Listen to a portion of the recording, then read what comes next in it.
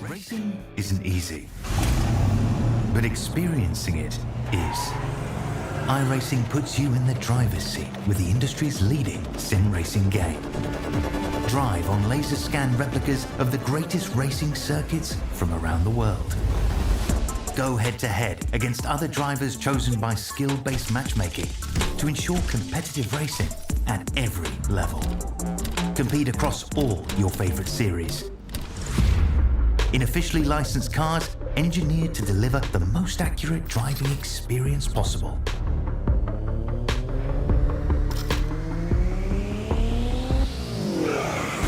Join a race or host your own with players from across the globe. Race against the computer or in a league with friends. Feel the thrill behind the wheel.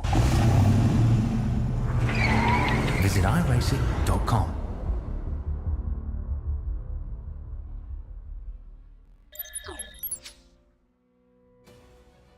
Good evening, everyone, and welcome to the Nation of the Cherry Blossom. Tonight, the Collegiate iRacing League heads across the ocean to compete on the twists and turns of the Suzuka International Racing Course in the virtual Suzuka City, Japan. Tonight's race will show who is truly the best on-road courses, as this is one of the more technical challenges of the season. I'm your host, Cade Corbin, along with Connor Bingle, set to bring you live flag-to-flag coverage of the Formula College World Championship. This is race 6 of the season, meaning we're nearing the halfway point, and as the third road course of the year, a lot of these guys are starting to find their rhythm and establish who are truly going to be our top-tier road course competitors. We're set to go green here in just about 15 laps, so before we get started, we could go ahead and get you some facts about this track. It is one of, like I said, one of the most challenging, and it is going to bring a lot into the driver's hands. As we can see, it's a 3.6-mile track with 18 twists and turns. We first saw this race in Season 10, which was last spring, and in that race was won by R. Muhammad Alif. Cale Davison finished second, Cohen Evans third, so clearly this is a race in which the Ball State cars can excel. A couple of long straightaways lead to a couple of really promising passing zones.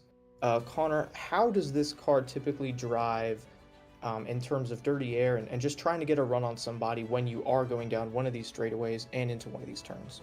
So this car gains a lot from being in the draft of somebody else. So if you're behind somebody going down these straightaways, you will get a huge tow, and then you can try to dive to the inside and make your pass stick. If you're behind somebody going through a corner, you're going to have a lot more dirty air on your wings and have a lot less downforce through the corners, and that's how you get into trouble. And we are going to see a lot of that today. I expect to see quite a few brake lockups as guys get a little bit too aggressive trying to make that move to the inside stick, and that is going to make particularly the outside of turn 1 a very dangerous spot, and a spot where we could see a lot of off tracks. One thing that we are also going to have to keep an eye on for this race is tires. There are 2 different tire compounds that these drivers are required to run.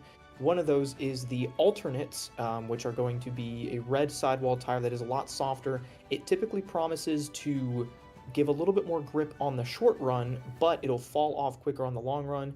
The other option is the primary tires, which promise to hold on to their grip a little bit longer into the run, but they don't have as much grip at the beginning. So it's a trade-off of how far you're going to go versus how fast you want to go. Each driver is required to race at least 1 green flag lap on each different set.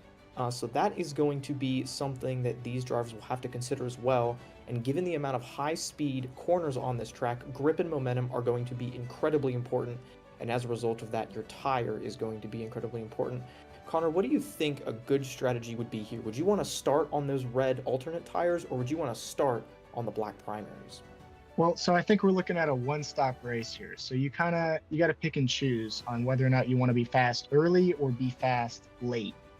I would rather be fast early myself. I think get ahead, get in the clean air, run your laps, and then switch to those prime tires and just try to make it to the end of the race out in front of the rest of the field. Let them catch you. You don't want to be catching people at the end, I think.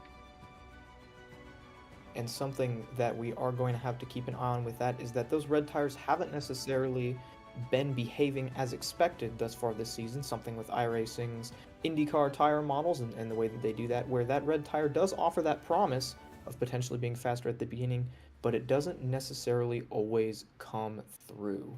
We are just about ready to get underway with qualifying. These drivers have 10 minutes.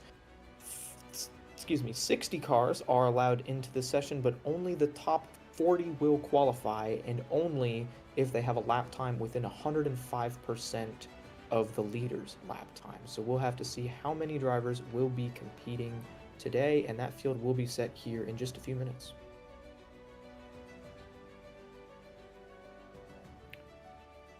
One other thing to mention, like Connor said, this is likely going to be just a one-stop race. We've got 40 laps here from Suzuka, and the fuel tank is going to be right around that 18-19 lap mark. So I think it's really possible that we could see guys use a longer fuel map and potentially make this race in a single stop if you can get all the way to lap 20 or even lap 21. Connor, how possible do you think it is to save that much gas? I think it's extremely possible. These drivers are very experienced with fuel savings in both this series and other series. And I think using a different engine map, lifting a little bit, entering the corners, they can absolutely get it done. And this is another track where gearing is going to be incredibly important as well. So possibility to maybe short shift or run a corner at a little bit of a higher gear. So plenty of opportunities to save a little bit of fuel. And if everyone can do this on one stop, then like Connor said, they are going to have to run a pretty good amount of laps on both sets of tires. We'll see how much of a factor either of those things plays. Course strategy, very important. We've seen that all throughout this season at the road courses and street courses that we have run. But the typical dominant drivers have been the Ball State drivers. Muhammad Alif winning at Mid-Ohio and Road America, and then his teammate Cale Davidson winning at Long Beach Street Circuit. So those could be the guys to watch, but we could also see somebody else step up and try to take the win there.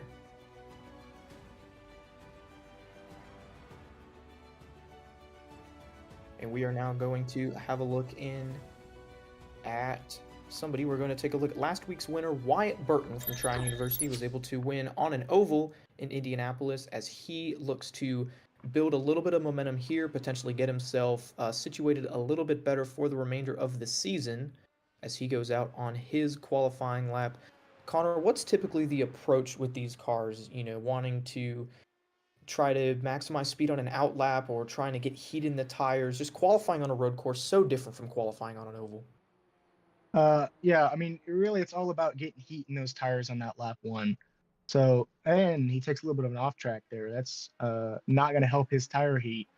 But you really got to push it on that lap one and try to get as much heat in the tires as possible so you can take your laps 2 and 3 as normally as possible. But it is really difficult to get heat in these tires on these type of cars. And again, that is our Indianapolis winner. Another track where we saw tire heat matter quite a bit, but possibly a little bit of an opportunity to carry some of that knowledge over. You see as he comes down the front straightaway. This is the back stretch, and you see him swerving back and forth, trying to get a little bit extra heat there.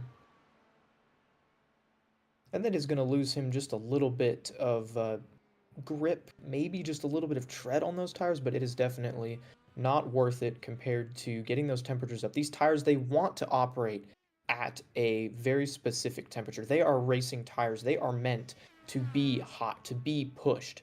And now he's entering turn 1, and you're going to see if those tires are up to grip, he's going to have a lot of grip. Sorry, if those tires are up to heat, he's going to have a lot of grip, and you can see he's able to carry through, hit those curbs. Doesn't look like he has a lot of issues, and pretty solidly on line here through the first sector. No, he's pushing that car really hard, carrying a lot of speed as much as he possibly can, getting everything out of those tires to try to set that lap. And something that I think is really interesting about this track specifically is it is incredibly technical, but it's also incredibly high speed. You almost have to drive the Indy car kind of like a momentum car, something that we would compare a little bit more to a GT3 versus a car where you have a lot of heavy braking zones and then heavy acceleration zones. This has a lot of very flat, very wide corners where maintaining throttle is absolutely crucial. You can see here that long bend, I believe that's turn 7, and just trying to carry as much speed as you can. It's going to make any difference that you have in grip on tires become all the more prevalent. And Burton doing a good job here, putting that car right on the edge.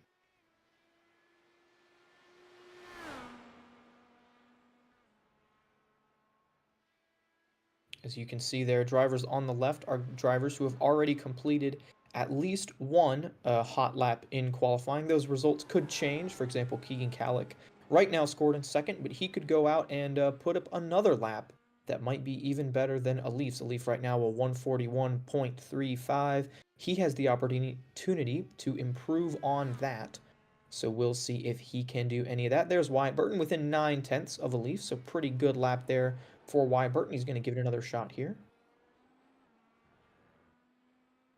And the next driver that we are going to take a look at, I believe, is Ricky Paz, FC director, who joined us in the booth last week. Here he is right now in 9th, but he's trying to get a little bit more to that car as well.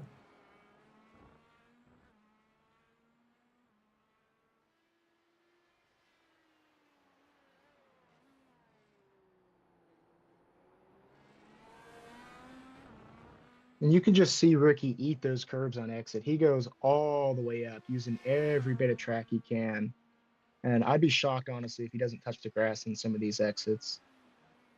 And that's something that makes the IndyCar a little bit different from other cars, is you can get up on those curbs and use them up all the way. Other cars will get super upset by those and you almost want to avoid them depending on the type of curb and where on the track it is. But with these Indy cars, it seems like you really can take a lot of those at full speed. As Ricky, not sure what he's doing there. That might be just trying to get a little bit more heat in those tires, but I'm seeing him on those red alternates, and that may be the tire that he has to start on. I'm not sure if the tire that you qualify on is the tire that you start on, but a lot of drivers qualifying with the reds means that they may have to begin the race on that set. So we'll see if that's an option. I don't know if I'm remembering that correctly. I might be wrong, and Ricky might start the race on the primary tires, but for now, he is on that soft compound that should be really good on the short run, which is exactly what he's going to need to set a hot lap. Right now, 1.7 off of the provisional pole time. He's going to try to close that up with this lap here. It's not quite on the curb there, but he should get a lot here, and he's able to get those left sides right onto the curb and get as much of the apex as he can.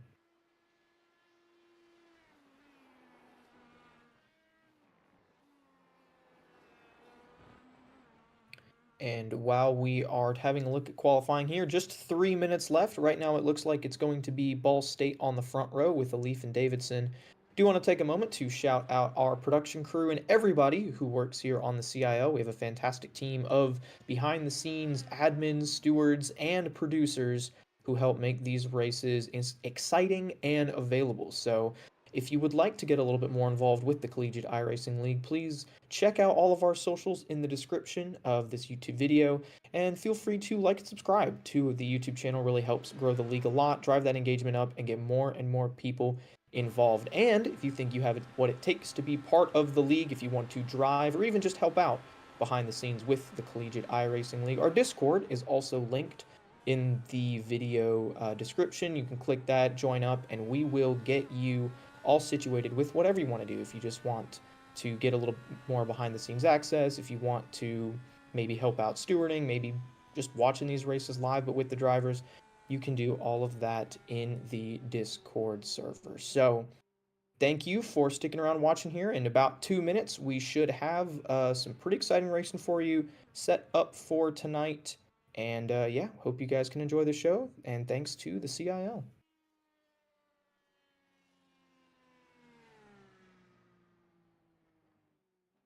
Here we are looking at Halterman. He's up to P4. An impressive lap from him.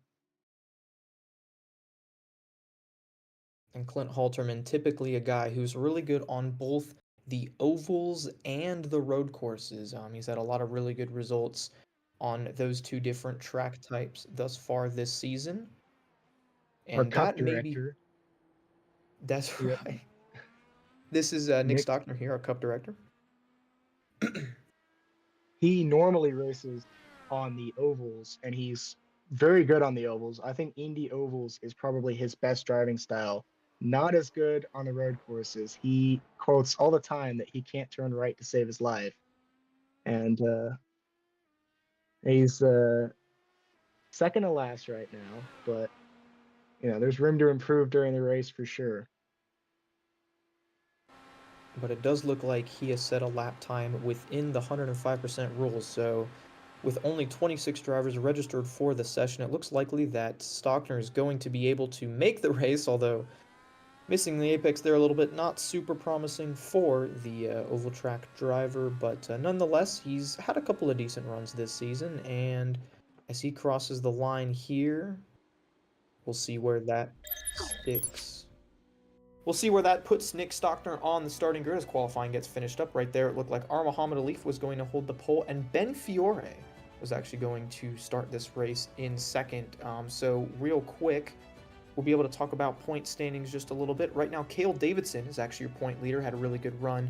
Mentioned winning at Long Beach and then following it up with a good run at Indianapolis. Jake Cummings has moved into second for Converse University in the overall standings after Muhammad Alif ran into a couple of issues at Long Beach and Indianapolis, dropping Alif to third. Ben Fiore, Clint Halterman round out the top 5 in points, with Halterman being the highest alumni driver. So, while we're getting ready to roll off here, I think it's time to make some picks. Connor, who you got?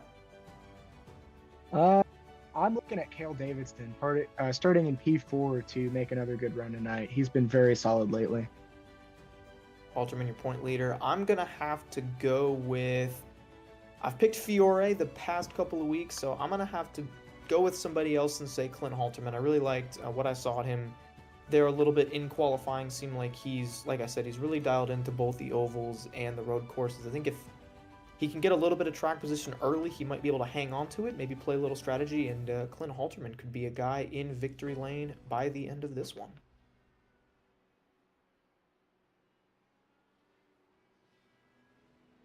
So we are getting set to roll off here. We'll have a couple of other drivers that we may want to keep an eye on. Like we said, Wyatt Burton, a guy who's coming off a win at Indianapolis, going to carry some momentum and pretty good at saving his tires a little bit. So Burton could be another guy to watch to have a really good run.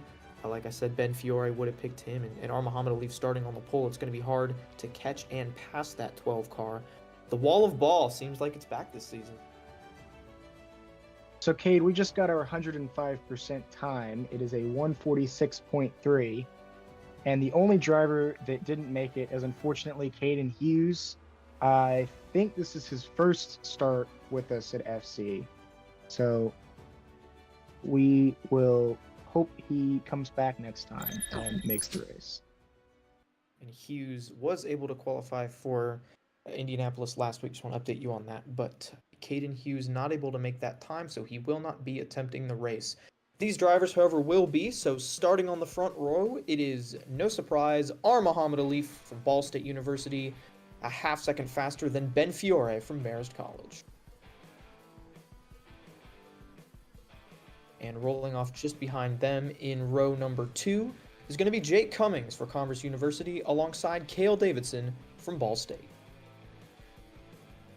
Row 3, it's Wyatt Burton from Tryon University alongside UNC Charlotte's Clint Halterman. Rolling off 7th, Lucas Moody from Ball State alongside Grant Schiller from St. Clair College, his best start of the season.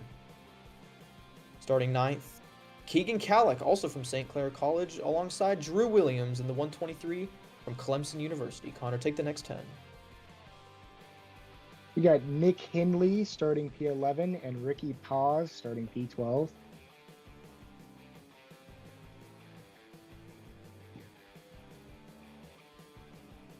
Dylan Beatty from Ball State University in the number 20 car starting P13. Matthew Nordberg in North Carolina State University car number 076. Aiken Lamar in that Howard Community College car, and Jacob Dick in that Ball State 22. Marlo Duncan in the Milwaukee School of Engineering car, and Joshua Stanley in the New England College car. Adrian Tubakovic in the St. Clair College machine. Jason Wallet in the 76 Drexel University car. And starting 21st is Andrew Burrell from Clemson University. He'll roll off alongside Andrew Voigt from Penn State. Starting 23rd, Nick Stockner, also from Clemson, and he will roll off alongside Zohir Mirza from St. Clair College.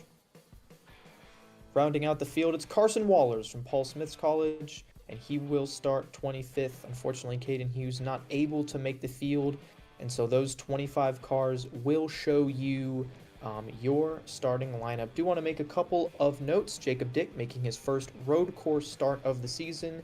And it is Riley Birkins, not Joshua Staley there in that 33 car. So we'll just try to keep track of that throughout the race. As we are completing our warm-up time now, and we will get ready to grid up and take the green flag in just a few minutes.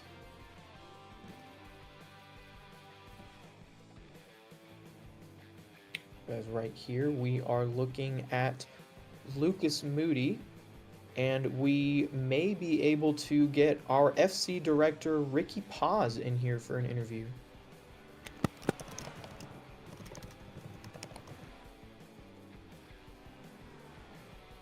So we will check in on that. Paz is, as I said, the director for the FC here. He did some in-race reporting with us the last couple of weeks, giving us some valuable insight to the IndyCar at this track. So we'll see if we can talk to Ricky here.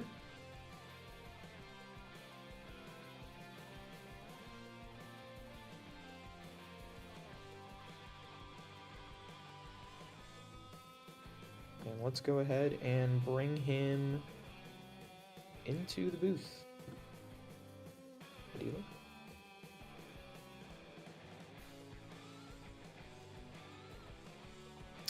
And Ricky is unavailable at the moment, I think.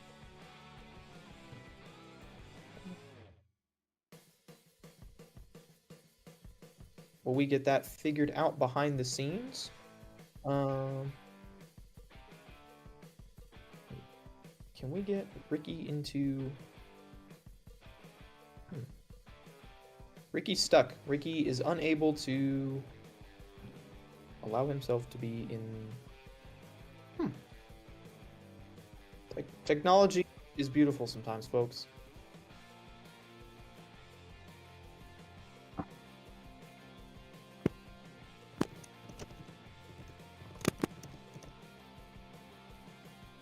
Well, we get that sorted out. We can see now we are getting set for 40 laps here at Suzuka. If need be, the race will time out after an hour 55, but typically these races go just about caution-free, and we're able to get some pretty good green flag racing. So 40 laps will be about 150 miles here in Suzuka City, Japan, and we are getting to roll off. And now we have Ricky Paz. Finally, here he is. Ricky, qualified 12th. How are you feeling? It's going to be a long race. Really, it's just about lasting and surviving this first lap. As you guys know, Suzuka's a tight course. It's fun, but definitely tight corners. So it's going to be quite an interesting one tonight, starting behind a few people that I think I can pass on the long run. Team goal is a top 10 for me. We'll see what we can pull off tonight. Well, best of luck to you. Well, don't give too much away, but in general, what is your strategy here? What are you looking at for this race? Well, there's going to be more than one pit stop. I can guarantee you that, which means we will run one tire compound twice. There is a preferred tire compound. I won't say that. I think everyone would be able to figure it out on their own, but definitely going to be a two-stop. One's going to be a medium stint and then two super long stints, so we'll see what we can do here. All right, well, we'll see how the strategy plays out. We'll let Ricky focus up on starting this race as the safety car is in. Alif and Fiore are going to lead us to the green, and we're racing here at Suzuka. Alif with a great jump on that start. He's clear by miles heading into turn one. You see Fiore able to use all of the runoff there heading into turn two, but it's going to get him a little bit offline, open up an opportunity for Davidson to get to his outside. Now they're side by side through the S's here. You don't want to do that if you don't have to, and it could lose Fiore another spot, but no, it opens the door for Burton. He's going to try to get his nose in there, but Davidson has the inside, and that two car is clear, and he's going to hold on to the fourth spot. Burton able to hang on to fifth. Now he's got Clint Alterman right behind him. Lucas Moody able to hang on to seventh. Keegan Kallick, Nick Henley, and Grant Schiller. Schiller losing a couple spots initially, but able to hang on to the top 10 for the first half of lap one.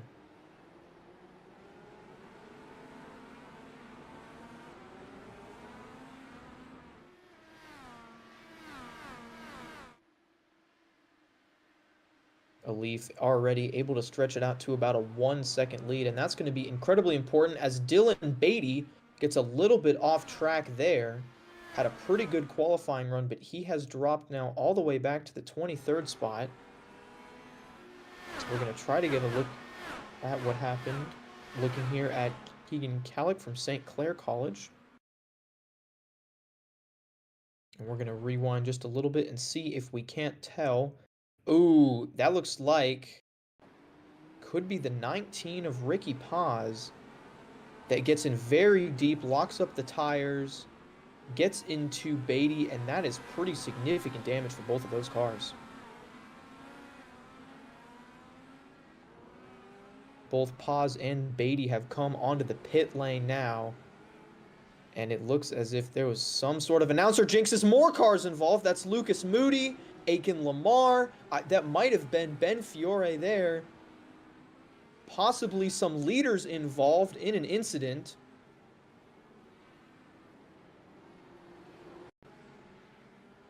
Henley was involved, but Ben Fiore in the 55 was at the front of this, and Fiore was running inside the top 5.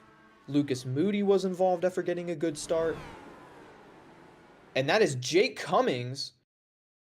Looks like he and Fiore go side by side down into, I believe that's turn 8, sharp right-hander. Just clips him.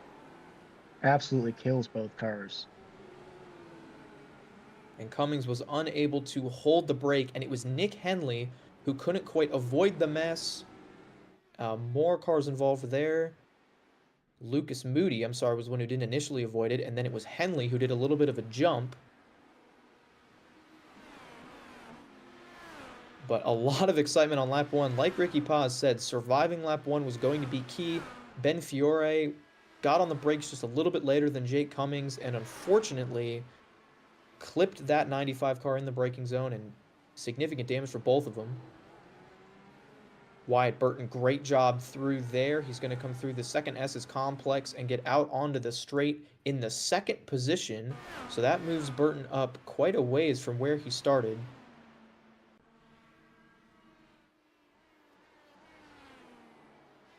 But R. Muhammad Ali early able to open up a 2-second lead, and now it's Wyatt Burton trying to break up the wall of ball and go hunt down that 12 car.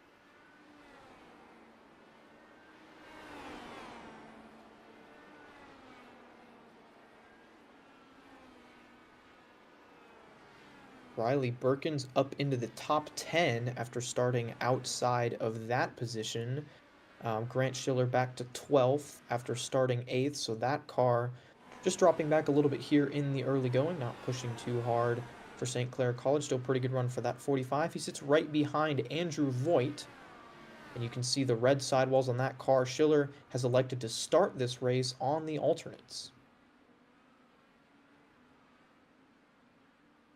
He's going to put pressure on Voigt here. I expect him to try to make a move here soon. He's on those faster tires, so he's going to want by as fast as possible and try to put some distance between him and Nordberg closing in behind him.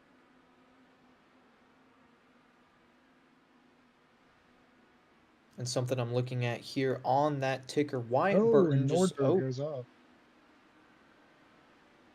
able to save it there, but we'll see if he picks up any debris on those tires. What I did want to talk about with Burton was those blue arrows on the ticker, the push to pass. Essentially, it's a little bit of a speed boost that these drivers had. They can use it for 200 total seconds throughout the race, and Burton was pretty heavy on it as he was going down the straightaway. I think trying to keep Davidson behind him and maybe close a little bit of gap up to a leaf. Earlier it was 2.5 seconds. It is now stabilized just a bit at about 2.4. So Burton keeping pace with the leaf, but now trying to see if he can cut any sort of time off of that gap.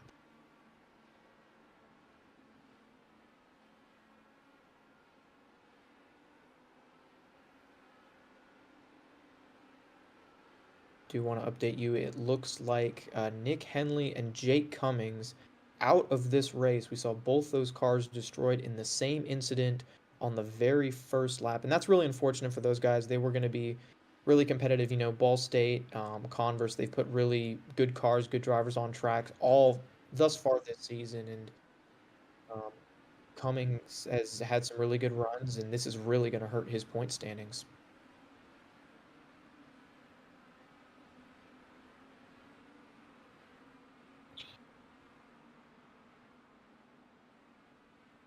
Burton has really started to put some distance between him and Cale Davidson. Not a lot, but enough that I think it'll take the pressure off him and allow him to try to keep pace with a Leaf, keep on that same strategy as much as possible. Although a Leaf looks like he's just checked out from the field, just running his line. And something that Burton is Oh, definitely trying to do here is... Sorry, go yeah, ahead. no, go ahead, Kate. I was just looking at Burton, or sorry, Davidson closing up a little bit there in the braking zones, but spread back out on the straightaways. Yeah, something that Burton is definitely going to want to try to do is if he can break away from Davidson, it's going to mitigate how much of the toe that Davidson gets down these straightaways. The more distance that Burton can get on the exit of a corner, the less of an effect that draft is going to have, and it's going to become easier and easier to drive away from the two car if he can get that initial gap established. Right now, it looks like he's almost there, but they're going to, after this complex of tight corners, they're going to get onto a pretty long straightaway. And if Davidson is close enough, he's just going to close right back up and kind of take away all the hard work that Burton's been doing.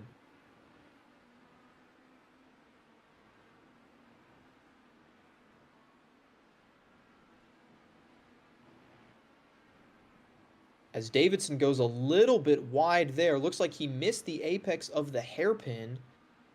And look at this. This is that long straightaway that I was talking about on board with Cale Davidson. He's using the push to pass to try to get as close as he can to the slipstream of that two car. But Burton really hit his marks there. And I don't know if Davidson is going to have enough to close up on Burton. As we are now going to take a look at the battle for the 10th position.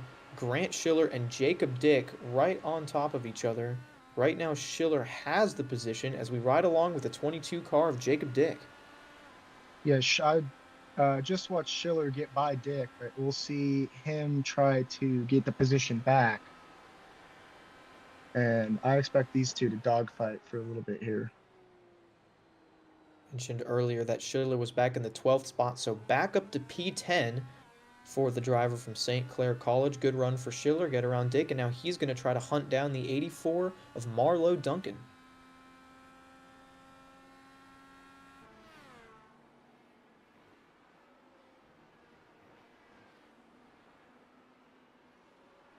Here's Drew Williams in the 6th spot, early in the going still, but this is one of the better runs that we've seen out of that 123 car, nearly running inside the top 5. He's got about 4 seconds back of Keegan Kallick, but if he can play a little bit of strategy, get himself into the top 5, definitely a run that the driver of the 123 is going to be pleased with.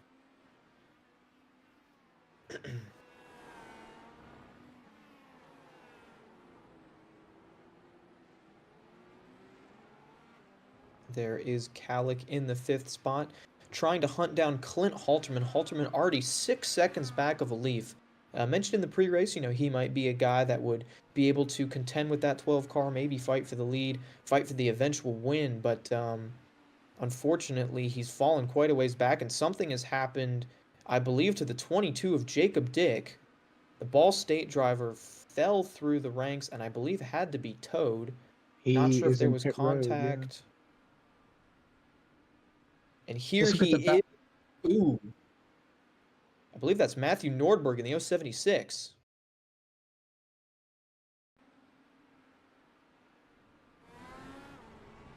Nordberg tried to look to the left and touched a little bit of grass. You see, he gets wide on the curb. No issue there, but he's going to look way to the left on corner exit. And nails the 22. Really unfortunate for the Ball State driver. Nordberg still on track, but with damage. And he has as we fallen were looking at outside the top 20. as we were looking at that, Cale Davidson managed to get by Wyatt Burton for seconds, and he's gonna try to scoot away from Burton now. Just try to put some gap between those cars. The more they fight, the more they lose time to a Leaf, who has just continued to pull away from everyone. You can see that number there just on the right of the ticker is how many seconds of push to pass each driver has remaining. So Davidson has already burned through 90 seconds of his. Burton has used 38 seconds compared to Leaf has only used it for 15. So late in the going, that could become a tactic used for either offense or defense. And Burton going to go heavy on it here, not worrying about saving any at all, just trying to stay as in touch with the 2 car as he can.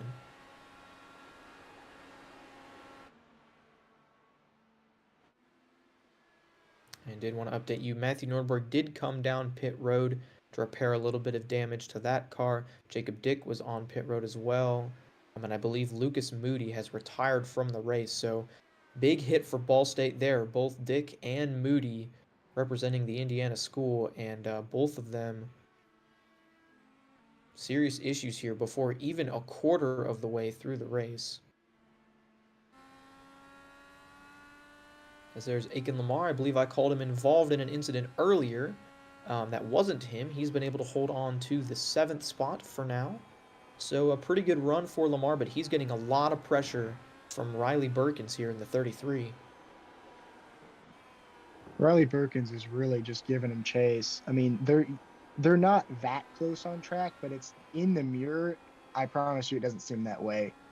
Aiken is going to be feeling the pressure and trying to scoot away as much as he can. You do not want a car in the mirror because that's just an opportunity for something to go wrong. You'd like to get as far away from everybody as is possible. And something I believe happened to the 121 of Andrew Burrell, that car on pit road. We'll see what happened to him. If this is just potentially a pit stop, or if he gets a little bit heavy into that braking zone. That was Adrian Tubakovic just ahead of him, and heavy contact with the right front of the 121, knocks off the right front wing.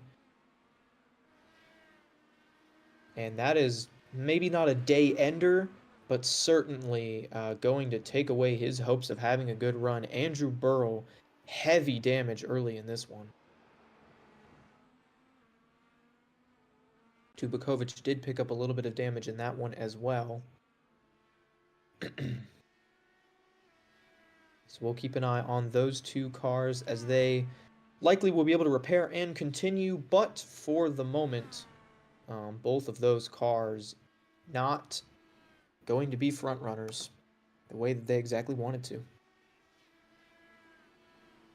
As we take a look through the field here, that was your top 10 scrolling through. Something that Connor mentioned there was just not having a car in your mirror. I think that truly shows driving is 100% a mental game. It's, yeah, you got to be able to wheel the car. You got to know what's going on. But for the most part, it's all about focus. It's all about precision. And having a guy next to you, behind you, even if they're 5-10 car lengths back, it's just another thing to get in your head and another thing that could disrupt that focus.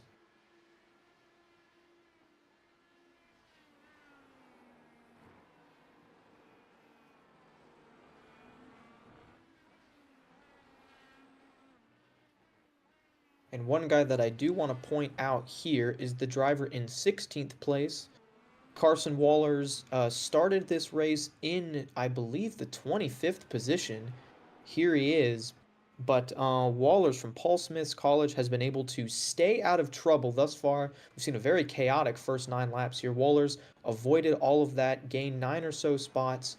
And as a rookie in this series, just staying clean is incredibly hard to do.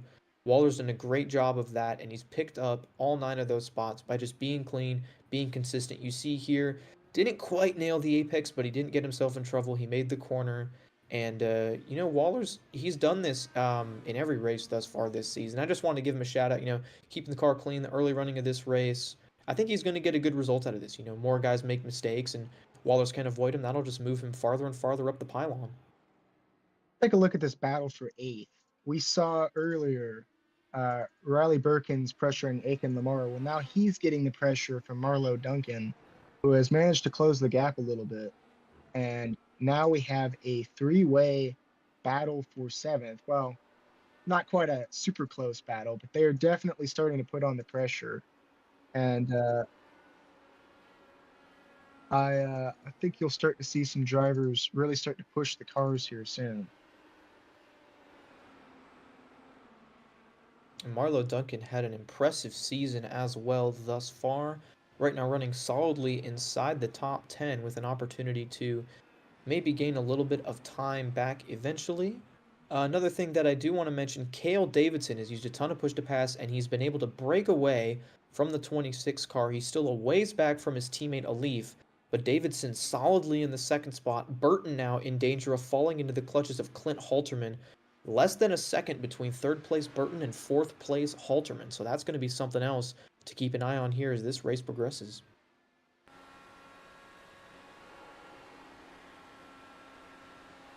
And you can see riding on board with Clint Halterman, this is what a second looks like. A little bit less than a second. He's going to close up here in the braking zone. It'll stretch out a little bit of a cornering effect, but this is about what, 0.8 of a second looks like on the racetrack. And it may not seem like very much, when you talk about it in number terms, 0.8, that's not much. You get in the car and now you think, oh, well, that 26 is way up there. You're never going to catch him. But huge close up there in the braking zone, but gutsy Halterman, it's going to pay off for him. Kate, I think it's worth noting that Halterman is on those black prime tires, and Wyatt is on those alternate tires that we expected to wear out a little bit faster. We could be seeing that play out right now, where Halterman's tires are staying a little more gripped up for longer, and Wyatt's tires are starting to fall off. And I'm seeing that 26 car does not look fun to drive. It looks like it is sliding all over the place. It does. The backs want to step out. You see right there, he gets way wide, clips just a little bit of the grass. Not jealous of Burton right now on old red tires. And that's allowed Halterman to close down this gap. So far, good defense from Burton. But he is slipping and sliding around right now. Yeah, just every corner we see Halterman close it up just a little bit, and eventually here that's going to lead to him possibly getting the pass. But the point that I was going to make was also Halterman doesn't necessarily have to pass this 26 car out here on track. They're close enough together that any sort of mistake getting into the pits, in a pit box, as he, for a second there, wanted to prove me wrong and just jumped to the inside. So thanks for that, Clint. But he doesn't necessarily have to get this pass done under green, any sort of mistake. This time by. Yes, there he goes. So Wyatt Burton in the pit lane, Halterman is going to stay out. So he's gotten the pass without ever having to actually pass him on track. Take a look here. Oh, that Oh, was contact between Nick Stockner and Jason Wallet. Stockner got off track and then cut back to the right. Collected the 76. And it looks to me like, another near contact there for Stockner, but looks to me like he got out of the corner, got loose, jammed the brakes to keep the car straight, and when he went to rejoin, he put the power down just a little bit too quick. I think he was losing a lot of downforce and a lot of grip from that spin, and unfortunately his car came around. There's Jason Wallet, still out on track but getting past, and unfortunately he should be pitting right here, but that is going to be a huge hamper on the day for Jason Wallet. Oh, and he spins it again, gets on the brakes and just doesn't have the grip. Unfortunate. This could be the end of the day for Wallet. He's going to continue to try to limp it around. Nobody around him right now, so not much of a threat to get connected again, and he has made it to pit road.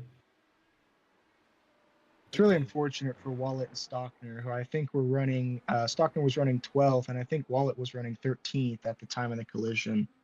Fairly solid runs from these drivers, and it's just unfortunate that they get caught up in something like this. Stockner was one of those guys we talked about. Generally a little bit preferential towards the ovals, but qualified in the back half of the field, was able to make his way up, and unfortunately got a little loose on exit, and then car stepped out from under him when he tried to get back on the gas. As that is Marlo Duncan peeling off to pit road. We've had a few other drivers coming down to pit as well. So we'll keep an eye on how all this shakes out. Carson Wallers has made a pit stop. I believe so has Alex Finity, driver from UNC Charlotte. We mentioned at the top of the show that it was possible that this could be done in one stop. Then Ricky Paz got on an interview and said that no way, it was for sure going to be a two-stop race. Guys dropping in lap 12, no way they're going to be able to go a full 27 laps. I think that estimated fuel window is a little bit too generous for a 3.5 mile plus lap. So the guys who've pitted now, lap 12, 13, they're going to have to make at least one more stop, whereas everybody who has yet to pit may have the opportunity to stretch it 6 or so more laps. We'll just have to wait and see how this one plays out. So I believe we're looking here at the battle for 7th. This is the battle for P5, actually. This is a top 5 battle. Well, we see Grant Schiller putting the pressure on Riley Perkins. He's been hounding him for the past lap. Just trying to put the pressure on is all, trying to get him to make a mistake. All it takes is one mistake for you to get the pass. And both of those cars heavy on the push to pass, getting a little bit extra speed down the straightaway. Birkin's trying to maintain the gap. Schiller, on the other hand, trying to be as close as he can to close up in the draft. Really good on the brakes there. A little bit of a look to the inside. Not necessarily a passing zone, and I think Schiller found that out a little bit too late, but now he's into the pits. And that's going to allow Birkins to comfortably keep the 5th spot. And while that battle was going on, we saw Wyatt Burton drop down pit road, so that 26 car has taken a stop as well.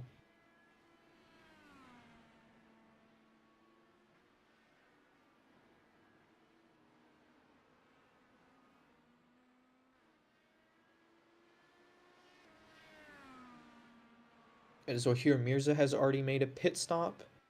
Matthew Nordberg and Jacob Dick, I believe, are out of this race, or at least significantly out of contention. Both of those cars have spent a significant amount of time on pit road fixing damage, and with that incident involving Stockton and Wallet, I think that's nearly half the field having been involved in some sort of crazy incident thus far this race. More chaos. We saw it last week at Long Beach, but in a lot of these longer races, 40 laps, a long time, like Ricky said at the beginning, going to be very mentally demanding and going to be a really tough race. And we're seeing right here that minimizing mistakes is going to be the way to go.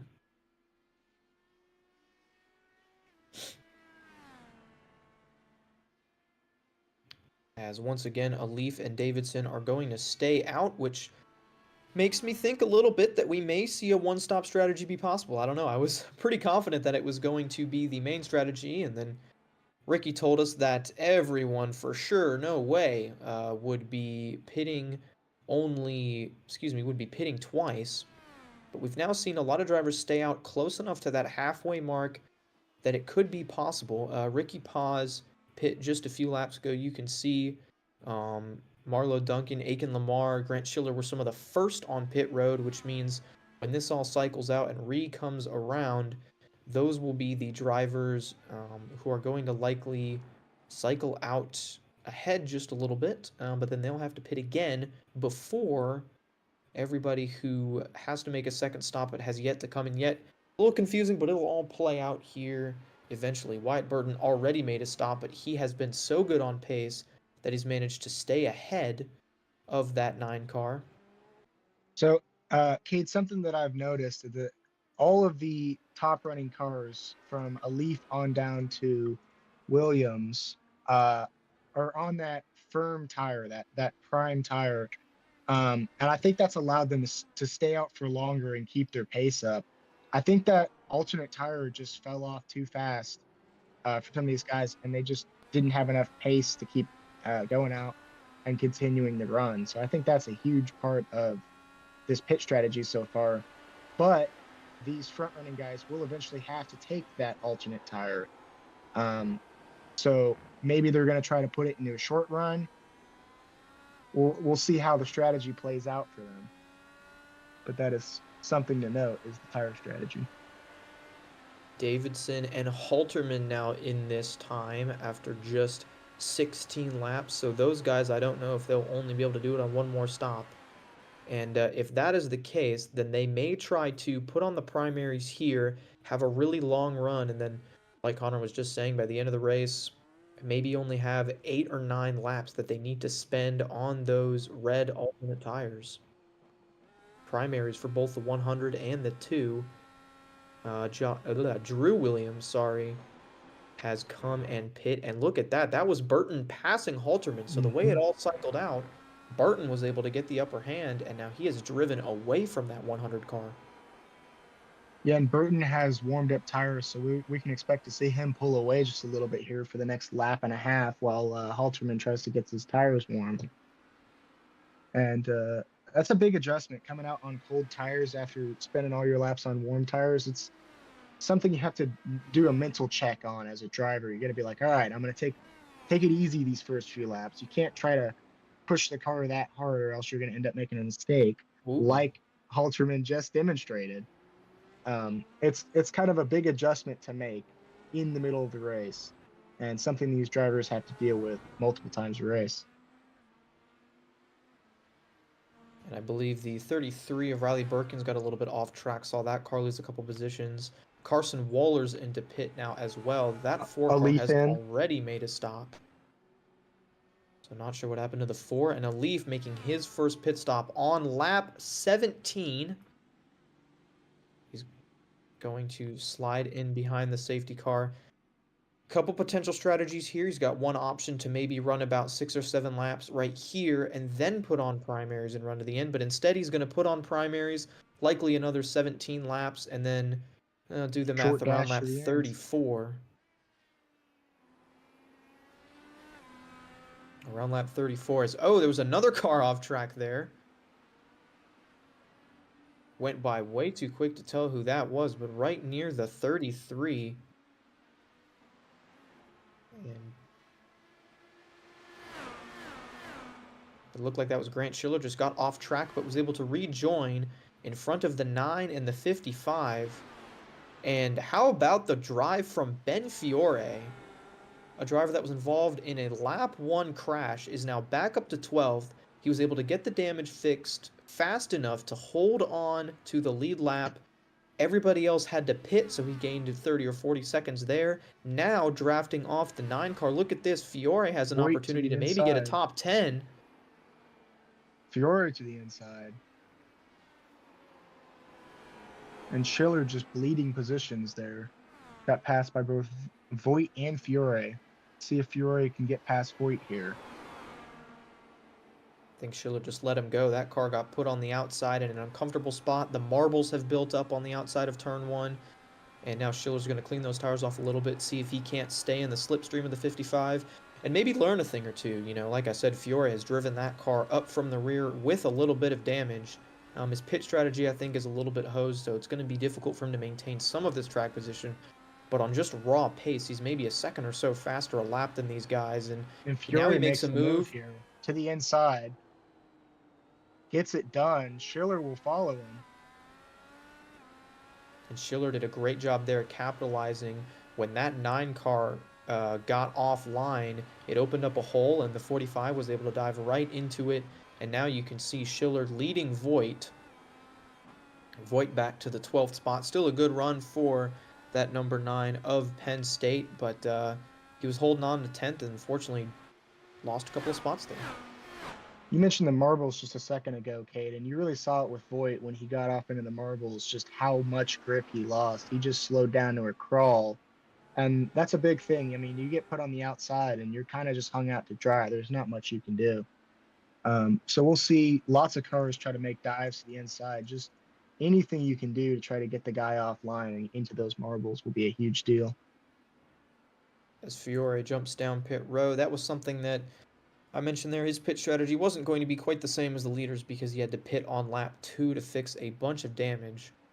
So coming in here, looks like he ran about 16 or 17 laps on a tank of gas, then decided to bring it down, and unfortunately that means he'll likely have to make at least one more stop before the end of this race, which puts him off cycle compared to these guys. So really unfortunate because we can see the pace that 55 car has. He's still going to cycle out here right around, I believe, 14th or 15th spot. So still an opportunity to have a pretty good day, but you know, Fiore is right now top 5 in points, and he expects to have a top 5 day.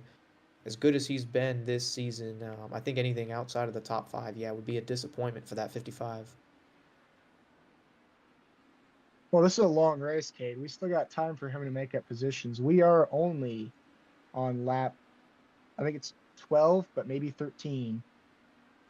We still got 40 laps of racing, so I think we still got time for Fiore to get back up, maybe even to the top 5.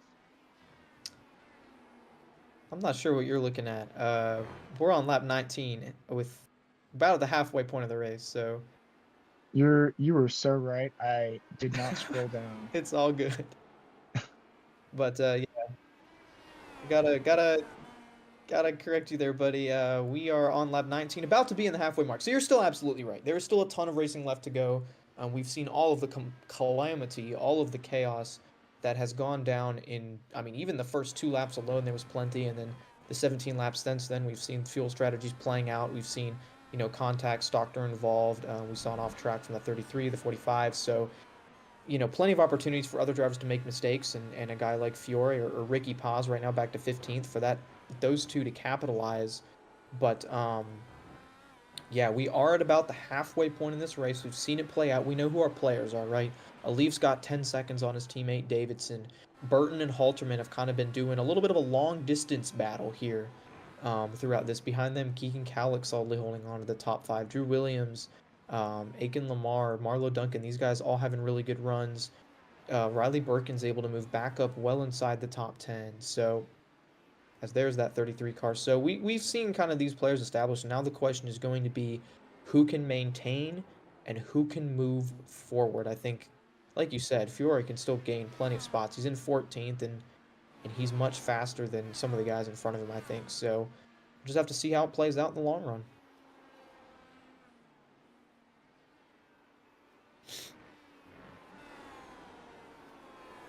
And while we are at the halfway point, I do want to mention that we do have the chat over here in the YouTube video. If there is a specific driver or team or somebody that you want to shout out, we'll go ahead and take a look at that and try to give you an update on where your favorite driver is running.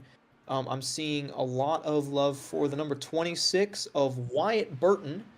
Burton, like we said, right now sitting in 3rd. Here he is, just a little bit ahead of Halterman. Halterman's been hunting him down recently, but Burton has done a really good job of holding off that 100 car, coming off an incredibly huge win last week, following it up with right now not only a top 5, but a pretty commanding top 5. This has been a really, really good performance from the 26 car. Even if he does lose this one spot to Halterman, it's been a really phenomenal drive. He's had some really great moves, and if this strategy, plays out, last time they cycled through, Burton came out of the pit significantly ahead of Halterman. And if that cycles out again with only 10 laps to go in this race, he could very well have a shot to hold off the 100 and maybe get a few more seconds up to get a little closer to Cale Davison. Only 4 seconds between him, so good run for Burton. Another guy that we're seeing a little bit of a shout out for is Ricky Paz. Ricky Paz joined his pre-race interview. Here he is in the 15th spot, gone a lap down, I believe, involved in a lap 1 incident, as well as Fiore. His car looks completely repaired. I don't think he's quite got the pace of the 55, but still running some pretty good lap times.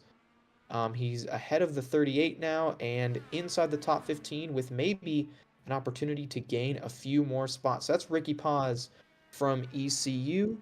And we've got Keegan Calick. Yeah, we've touched on this a little bit, but that 29 car, a rookie from St. Clair College, and he has been running incredibly well. He also had a really good run last week at Indianapolis, so good on the ovals, good on the road courses. Overall, good stuff last couple of weeks from Keegan Calick. He's kept his car clean, and a lot to be proud of for the driver of the 29, as he sits in 5th with a pretty good gap back to Drew Williams. Williams may have an opportunity to close that down, get to that 29 car. We will have to see as we take a look at Drew Williams here. We do have a question in the chat. Is that a penalty? I'm not sure exactly what that is referencing to, but our penalty system does, I believe, post-race penalties are typically the way to go. If an incident gets reported and the stewards and the officials go through and review it, they can have time or an end of line, added on to the end of race results. So the results that we get at the end of this race may not be completely official, depending on a 10-second time penalty or a lap penalty or something like that. but most incidents are reviewed post-race and then the penalty is applied. So we'll see some of these incidents involved where, a driver maybe had an unsafe rejoin or locked up the brakes or something. If that driver is deemed at fault, then they can receive a penalty in post-race. So, with that being said, we are going to bring Ricky Paz back in. We just talked about him, but we're going to drop him up here in the booth. Ricky, welcome back. I know you probably don't really want to be here, but how's your race going? Hi. What's up, Ricky? How's the Uh, race y- going? you guys found me at a really bad time going through Sector 1. I mean, we have to be as inconvenient as possible. There's really no other way to do it. Well, race is pretty spread out. Um, Lots of incidents in the first first cycle, I guess we'll call it. But everyone's gotten their first pit stops in, and I think I went from like dead last to 15th now. So I guess just keep tracking upwards. I think the real battle is going to be incident points for the lot of us as I hit some marbles there. Well, Um, something I think you could do for us, even in Maybe.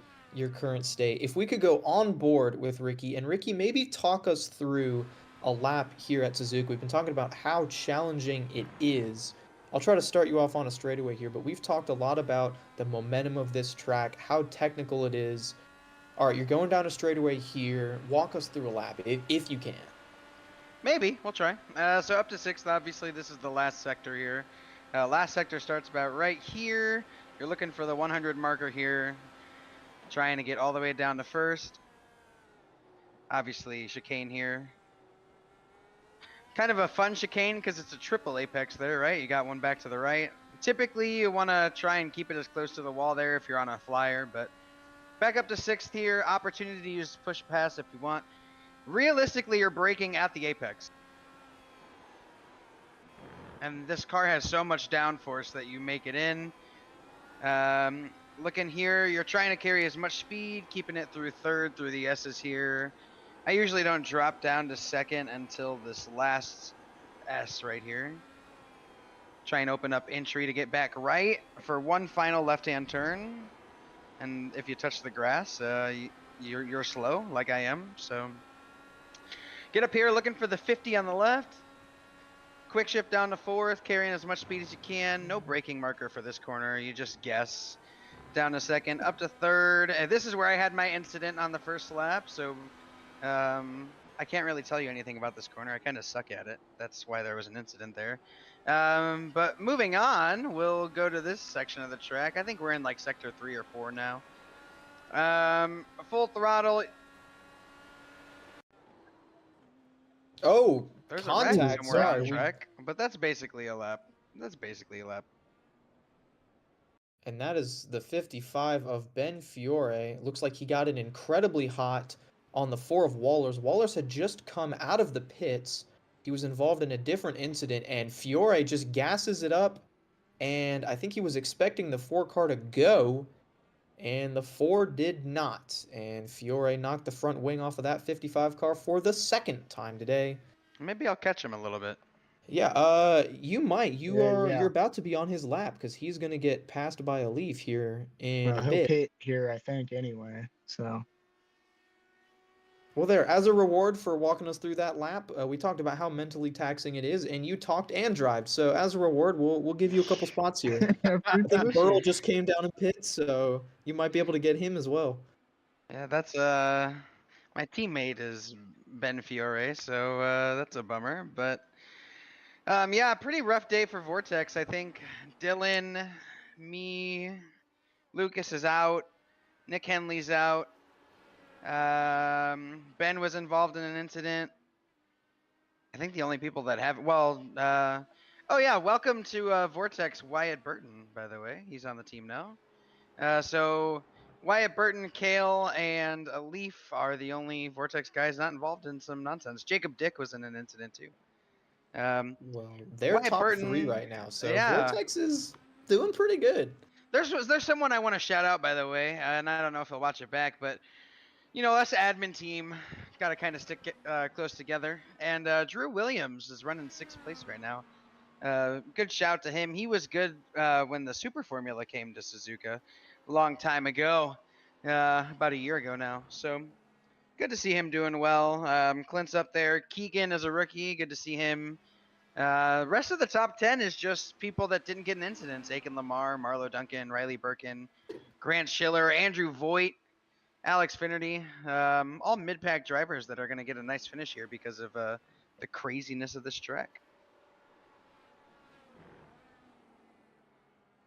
And Drew is gaining a little bit of time on Calic in front of him. We mentioned that a little bit earlier. We were going to keep an eye on that battle. But yeah, everybody pretty spaced out, pretty established. Ricky, we can let you get back to your Vortex chat if you'd like. Or you can stay up here and hang with us. I think we're pretty cool. But, it's up to you. You're a racer. I don't know. I'll be 100% honest. You guys left me in here for the call of the start of the race, and it lost focus for a little bit. But now that I'm all by myself, it's no biggie. So sorry pretty about that. crazy. But yeah, Leaf is gonna gap the field by 1,000,000 miles an hour, and He already has. He's Kale's checked out. gonna get a nice 2nd place finish. Let's you could talk about championship implications if you haven't already. Jake Cummings out of this race from first few lap incidents, so he's up there in the championship. Lucas Moody up in the championship. Some pretty crazy finishers. I know that Beatty and Henley are ahead of me, top 10 in championship, so bad finish for them too is gonna be a real bummer. Yeah, let's take We a got look a real at, good battle for 9th right now. Let's put that in the background while we go over this. But Schiller is trying everything he can to get on Riley Birkin's. Just both those can't quite cars, make I it think, on the prime stick, but he's tire. hounding him. Yeah. Yeah, so I've got the points pulled up here. So coming into this race, it was Cale Davidson, Jake Cummings, R. Muhammad Alif, top 3. Ben Fiore, who we've seen involved in a couple of incidents, and now back to 13th. He did not come into pit yet, but when he does, he'll likely fix some damage. He was in 4th. Clint Halterman 5th, and Wyatt Burton 6th. Burton, it looks like, is going to move up. If he can hang on to 3rd or 4th, he might be able to jump Fiore. And Alif is...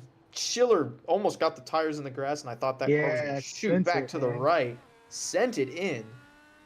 Respect to Schiller. Yeah, he's trying his hardest, absolute hardest he can there. But with the DNF from Jake Cummings, that's going to open the door for Alif to grab 2nd in points. And then, of course, if Alif sets the fastest lap and beats Cale Davidson, those will be points that he gains on his teammate to potentially pull down the championship lead. So we could see a little bit of a shuffle there inside the top 5 and make things a little bit closer. As we have, after this, it'll be just 8 races to go before a champion is crowned, and those top 3, Cummings, Davidson, and Alif are all pretty much right on top of each other. Davidson has been consistent, but he's usually gotten beat by one of the two. Alif and Cummings at this point have had 1 DNF each. And so when it all shakes out, they are right on top of each other. And yeah, that's going to be something to pay attention to. You're not going to want to miss it. Like I said, 8 races to go in the season, and all of them will be broadcast live here on the CIL Racing YouTube channel. So make sure you subscribe, turn notifications on, and do not miss a race. I sound like a YouTuber, a really poorly... a bad YouTuber. A bad YouTuber, like, subscribe, But... if you do that, it does help the channel out. It does help the series out. And we're going to be bringing you exciting racing just like this. We talked about Drew Williams closing down that gap, and he has gone and done it. It's within a second now between Colic and Williams. Wyatt Burton is pitted. Yeah, Wyatt Burton ducked down pit road while we were talking there. The pit window is open, guys. And with just 13 laps to go, anybody who has not yet completed their requirement to... switch both tires. Oh, there's Ricky Paz. Just hanging out, watching a good battle, Sunday drive. I think that is And you see there that is is one of my favorite things, Ricky. Is sometimes you get behind a nice battle for a lead, and you just, as a lap car, you just sit there and you watch, and I enjoy doing that sometimes. That's right, It's baby. it's good fun. we need to send you out there just as a camera car, Don't even compete for points, don't even just we'll give you a couple Yeah, extra you're horsepower and you go find the good battles and. in race Really, reporter. all That's I'm Ricky good for Flies. anymore. It's really all I'm good for. So You did a great job setting up the schedule and setting up this league. So while you're here, we can give you a personal thank you. We don't just want to shout out the ambiguous admin team. They're humans, guys. Here he No, is, they're Ricky not. Paz. Quit lying, Kane. Ricky, the admins are not human. Okay, There's no that's way. Grant Schiller, another. He's so good braking, but Birkins is really good getting on the throttle out of the corner. I'm He's seeing a little bit of yeah. a later apex out of the drive of that 33 car. Get that car cranked back to the left and get the power down. I think And it's Schiller is just maintaining the gap. Keegan Kallick is in the pits, guys. This is going to make for an interesting run for that top 5 position. Drew Williams and Clint Halterman have stayed out thus far. Collegiate coming in, he's going to give up that spot he had temporarily ahead of Burton. Burton going to leapfrog him here. You can see there that car in the pits is Jason Wallet. Like Wallet is done. so some of these drivers have not taken alternates yet. So when they pit, they're gonna have to. I think Kallick just took alternates, but Drew Williams hasn't taken alternates yet. I don't think Clint has. I know Kale and Alif both haven't. So tire strategy in these closing laps is going to be very interesting, to say the least. Well, I told you pre-race there was going to be a preferred tire, and I think you guys figured out which one that was. I think so. Yeah, that alternate is just the fall off is very quick. It seems like on this track. It's great for about 5 laps, and then about 5 laps in, you start to feel it completely fall off. We saw that on the opening laps with Wyatt Burton doing great at the race start and then starting to fall a little later to Halterman.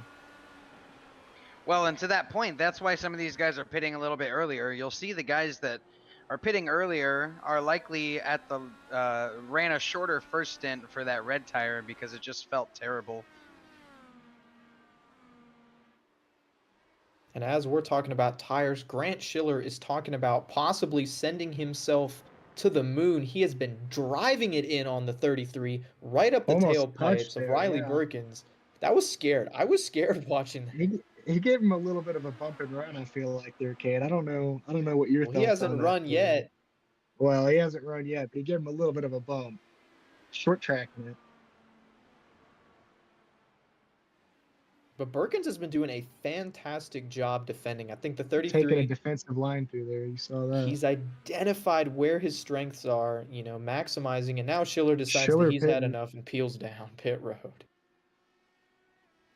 I think you Fantastic saw battle to watch. Keegan Keegan Kallick Kallick there. Yep. start to catch up to them. I don't think Grant really wanted to deal with Kallick up his bumper because Kallick is starting to fly now. He's going to catch Riley pretty soon here, I believe.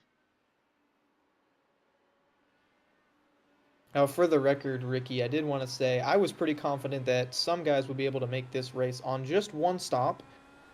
We were evidently fed misinformation about our fuel numbers, and you proved us wrong. I'm pretty sure I told you at the beginning of the race. Usually. Before you told us, I made the bold prediction that we were going to do it 20 and 20. Oh, so. to be fair, the did Ball say State. very- The Ball State cars saved 8 laps at Mid-Ohio, but I didn't think they were going to save 10 laps today. It's about 14 to 15 laps on a full push fuel tank, so it's a little bit different here. I'm glad we finally have a viable 2-stop. Man, some of these races towards the end of the season are getting longer, so we'll see what kind of strategies those pull up. And Birkins just cannot seem to get away. Back to on-track action. It was Schiller, and now it's Collegiate that is right up the tailpipes of the 33. Birkins, I think, has been defending for the past 11 laps, which is got to be exhausting. Not run a clean lap to save his life. He's just always Look at the block! Big defense there, yeah. Colleague looks to the inside, but a huge run on exit for hang on Birkins. to He's it? going to have the preferred lane here and maintains the position. And Kolek knows that he's got the faster car, he's got the faster tires. He's, like Ricky said, short run, those alternates. He's going to get a big run down the straightaway here. Is he going to be able to make a move in a one? Kolek is just going to No, not stay in yet. line. I think Birkin's kind of discouraged him from that move. It's a mental game. It really is. High-speed game of chess, like we like to say. And Grant Schiller would have driven that in there. So, you know, I can respect either decision. As a fan, I wish that Kolek had just sent it up the inside, but I think he's being smart. He's going to keep a little bit of grip in these red tires. He knows that I think eventually he's going to either pass the 33 or Birkins will have to pit. At some Still point, a really good run. Yeah, for, Birkin still does have to fit. at some point, he's going to need to get that pass done because these red tires don't last forever. And that's something that I do want to ask about. If Kolek decides to kind of just stay in line, maybe not push his tires too much, is there an opportunity to maybe save a little bit and add a little bit of longevity to these alternate tires? Well, yeah, if you're not completely pushing corner after corner, you can save a little bit of tire life, but unfortunately, the reality is with the track temperature and the high-speed corners we have at a track like this, you're not going to be able to save your tires as much as you might think you're able to. And so Let's either see way, if he makes Kolek. the move here. Oh, here he goes. Outside. Sorry, inside. Kolek gets it done, and Birkin's a little off track, manages to save it. But Keegan Kolek eventually gets to the inside, does a great job outbraking Birkins. Pretty textbook pass there, I would say. Got to run out of a corner. And Birkins has decided that it's side by side here. This is Marlowe Duncan, and I believe that is a lap car. No, that's Aiken Lamar. Lamar on the lead lap. Duncan had just pit, and so he's come out on fresh alternate tires. So no surprise there that he was able to get around Aiken Lamar. Sorry to Aiken Lamar. He is on the lead lap and inside the top 10. Again, yet to pit for the 094, but still a good run for that machine as well. As we enter the closing stages of this race, next time by it'll be just 8 laps to go. Closing in on the end here of the Suzuka Grand Prix from the Formula College World Championship. Ricky corrected me on that. It's not the Formula College Championship. It is the Formula College World Championship. It's a big difference, Cade. You got to get that one. Well, what else am I good for? Well, we got people from Indonesia, Canada, the United States. That would actually Texas, that would be all the real Singapore? countries. Yes, Texas? The flags look the same. Ooh. I'm sorry. Singapore, That's on Canada. there. We've got resident Australian in the server. Well, just because Ryan Whitlock pretends that he's Oh Australian. Yeah, no, he's no, not no! Australian. Vortex actually has an Australian now. Ooh. Rookie, yeah, Ooh. Yeah, so we're international. yeah, we're international.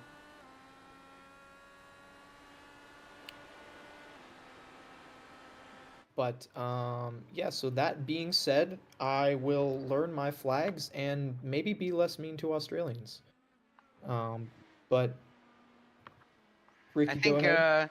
I think that the CSC race from last week with the esteemed panel was mean enough to Australians. Yeah, you guys kind of roasted him. Pretty hard. Well, it's a different type of product, you know. IndyCar, it's a little sophisticated. You know, we wear suits to the Indy 500. Cup Series, you know, it's your typical hard racing, but Wait, hold up. I'm sorry. You just said Nick IndyCar Stockner. racing was sophisticated. Nick Stockner did say just that. died, guys. I'm sorry, but Nick Stockner, Oh. admin, fellow esteemed panel member, has Again? died. As our No. Muhammad Ali is now bidding. But yes, IndyCar is sophisticated. Goodness, that car Oh. just Man. that wasn't really a sophisticated move. Yeah, that Well, was not Stockner, man. sophisticated. the car is sophisticated. Some drivers, you know. Oh man. There Ricky, was I can no tell you, elegance there. I have been to the Indy 500, and I can tell you that it is not a sophisticated group of The fans, people. listen, As the much as I love fans it. at the Indy 500 are not indicative of the sport. Okay, let's just say that. No,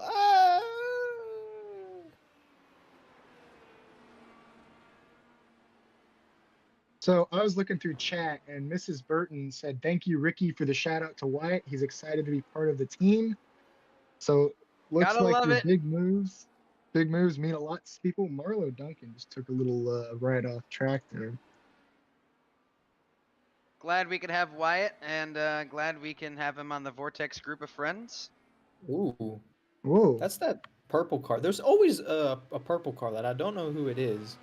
Well, last Um, week it was a whole bunch of black-colored cars, and It now it's Oh, was. purple trust me, It Ricky, cars. that was. hasn't changed. We still don't know who's driving what car. Ricky, you need to institute a rule. Ricky, I need you to institute a rule about colorful We cars. We need a big formula numbers in colorful cars. college spotter guide. That's what we need. We do, yeah.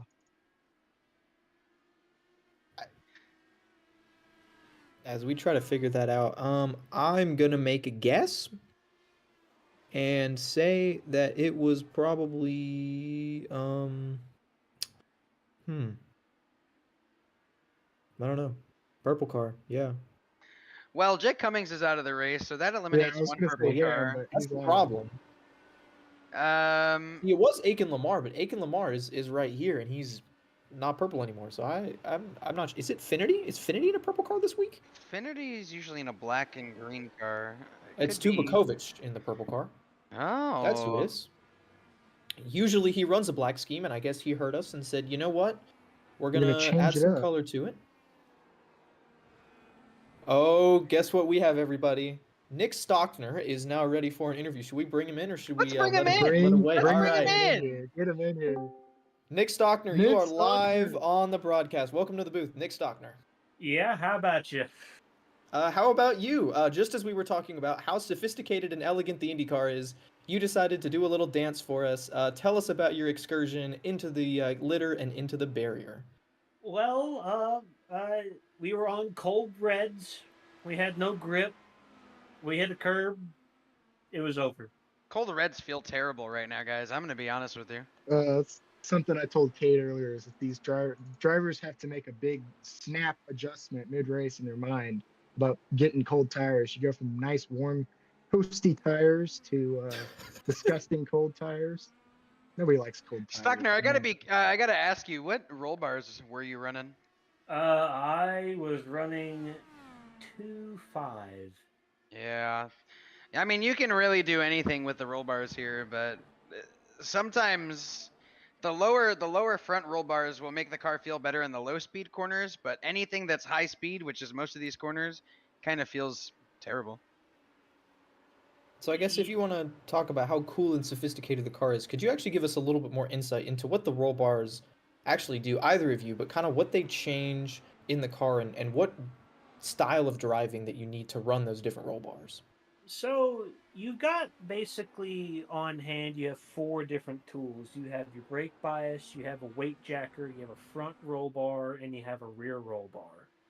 And they all kind of follow. The brake bias basically just controls when you press the brake pedal, which axle brakes harder. Does your front axle brake harder? Does your rear axle brake harder?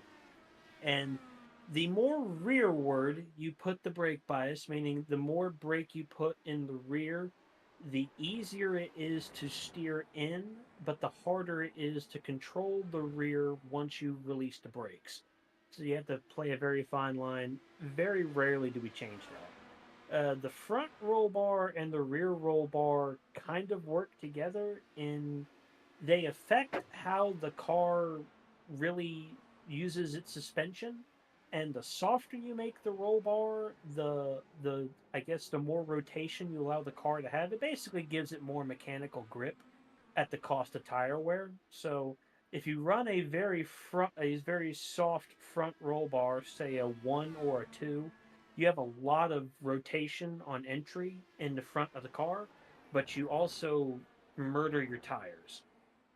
And then in the rear, it's almost the exact opposite. The stiffer you make the rear roll bar, which is the higher you make the number, the car actually gets more rear rotation. So 1.6 would be the tightest that your car can be, and 6.1 would be the tightest your car could be, and 1.6 would be the loosest. And typically on an oval, and then there's the weight jacker. The weight jacker is Indy cars have a cross weight that's adjustable, where it can shift from the left front to the right rear. And if you go negative weight jacker, it puts the cross weight more towards the left front. And if you go positive weight jacker, it puts the cross weight in the right rear. This is really an oval tool. It's mainly meant to help get the downforce, the aerodynamics of the car out of the dirty air. So if you put the weight jacker forward to get the rear up and out of the wash and actually get some downforce on it, at the cost of eventually, if you put your weight jacker too far forward, you actually just stick the right rear tire off the ground, and Indy cars aren't three wheelers. And weight jacker is not a tool that is offered at road course races. They are only offered at oval races. But these are in-car adjustments, so you guys are finagling with these a little bit during the race, yeah?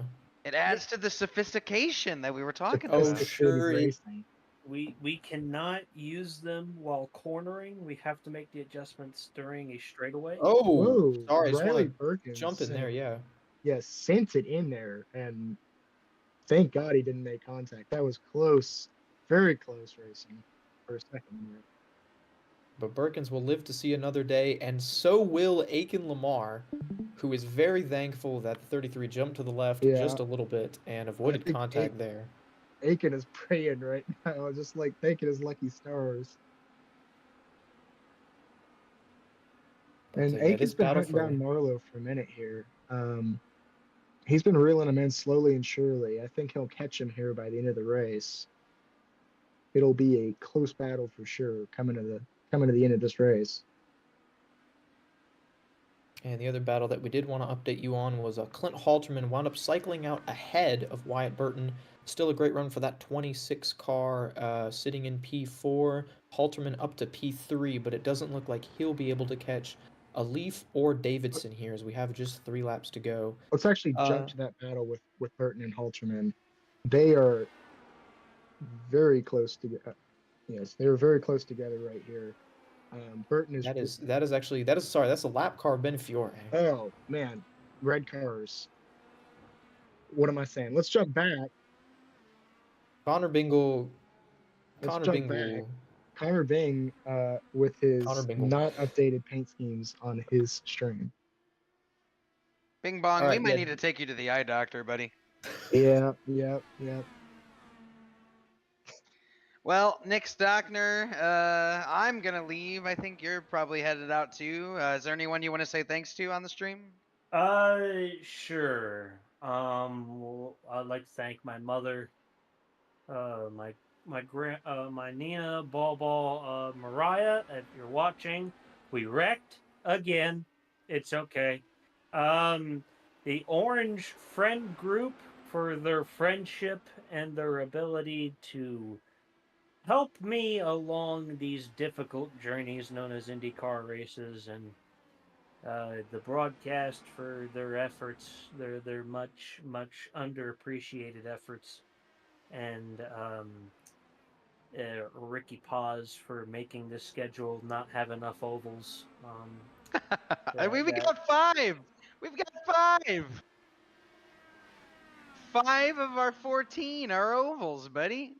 We do need more ovals. I'm We gonna say, need Ricky. it to be the Indy Racing League. I need 11 ovals and 3 We road need- courses. We need the IRL back. We need the Indy Racing League Well, back. chat, if you want more ovals in the IndyCar, let us see your opinions in the chat, and obviously we would love to hear what you got to say. Thank you, Nick, for giving us your insight on this beautiful, sophisticated car. No problem. Gotta And Ricky, dive- before you go, is there anybody that you want to shout out here after hopping up in the booth with us? Well, obviously, I'd like to thank my wonderful, wonderful girlfriend. Today is her birthday. So happy 23rd birthday to the love of my life. Happy birthday to a couple of my other friends who I won't name by name, probably because they don't want to, not going to watch, but happy birthday to them too. Say hi to my family, my parents, my siblings, Sophie and Tony, Say hi to the Vortex group of friends, new drivers and old drivers. I'm sure that you'll talk to a few of them here in 2 laps. And thanks to you guys for putting on a great show, having me as always as your in-race reporter. And yeah, looking forward to another week where we can maybe finish higher than what we've been finishing as of lately. Well, you've been saying that a lot, so hopefully it does eventually come true. Next week at Texas, you got an oval. Yeah. Texas, I would like to say, despite all the bad finishes I've had, I think I'm still like 11th place in points. So I'll take a good point stay.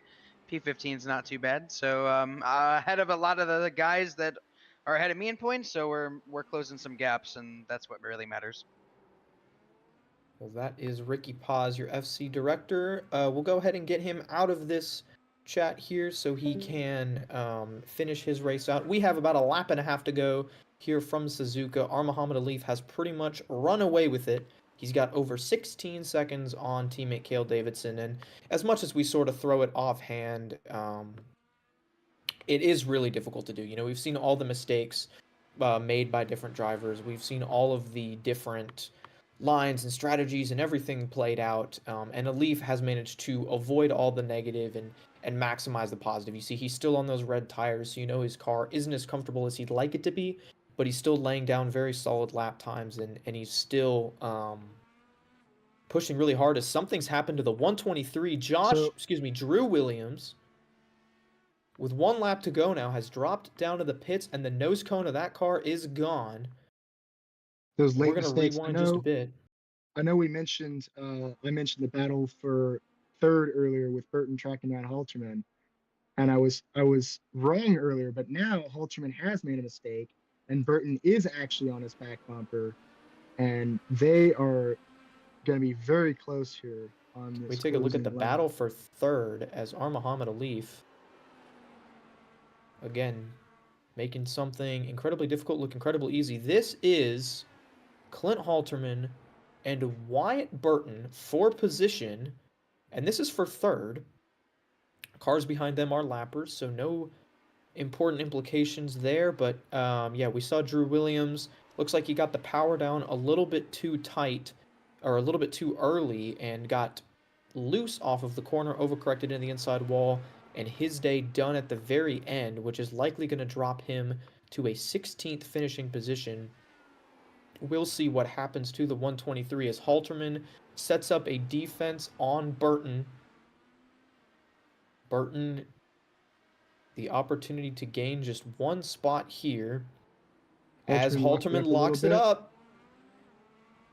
He got the power down and was able to stay ahead of Burton. I believe Halterman does have slightly fresher tires. As we're going to take a look real quick at our Muhammad Alif as he works through the last sector. This is 15, 16, 17, and 18, that triple apex. And he's going to come out of the final turn. He's going to keep his nose clean. And once again, it is our Muhammad Alif winning in the Formula College World Championship. He wins at Suzuka, and here's Burton. Burton to the inside. Now it's the outside, but he gets the run. Burton gets it. Now Burton going to work through that same complex. Halterman is right there. There's nothing Halterman can do about it either. Halterman might get one last run here. He looks to the outside, but Burton hangs on for the 3rd spot, and Wyatt Burton brings home a podium for Trine University. Fantastic run, and a fantastic last lap for that 26. Very good late race push on his part. To have all that left in the bank and use it to hold off one of the best. Wyatt Burton P3, Clint Halterman P4. Keegan Kallick rounds out the top 5, at least he will when he crosses the line here in about 15 seconds or so.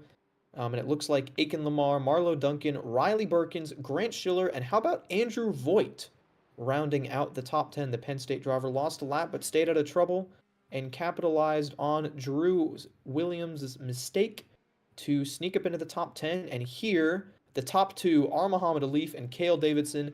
Going to do some group burnouts. Both Ball State drivers and both Vortex drivers are 1-2 once again in the Formula College World Championship. and they get to do some group burnouts as a couple cars still have to finish the race.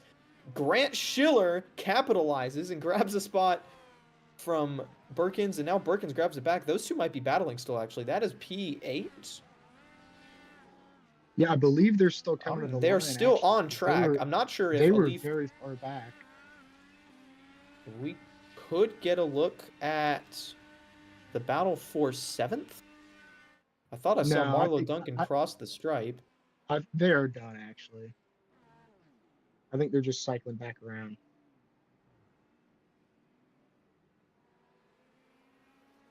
But still, exciting racing at the very end. As we will get set for post-race interviews here, we'll interview the top 3 as well as Clint Halterman, even though he finishes P4. We will interview him as the lead alumni driver as we get that set up. Overall exciting racing at Suzuka. Connor, would you come back to Suzuka next season? I'm gonna be honest. I've been eyeing some of these road tracks. Suzuka looked fun. I'm looking ahead to Road Atlanta. I may drive that, honestly. I'm not sure yet, but these road courses look really fun, and these guys are putting on a show here.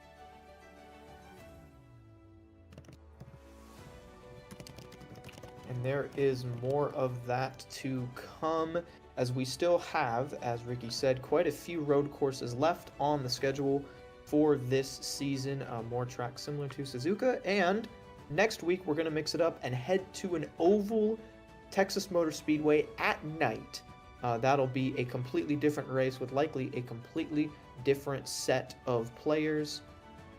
As we get set here to talk to our top 3 and our alumni winner, that'll be next on the broadcast. But for now, let's break it down just a little bit. I think we kind of saw about what we were going to expect, a little bit of pit strategy, but as Ricky Paz mentioned, the race was a little bit longer than some of the other ones, which required 2 stops. It kind of took that fuel strategy element out of it, and it just sort of put everybody in a little bit more of a level playing field, and it made tires matter a little bit more.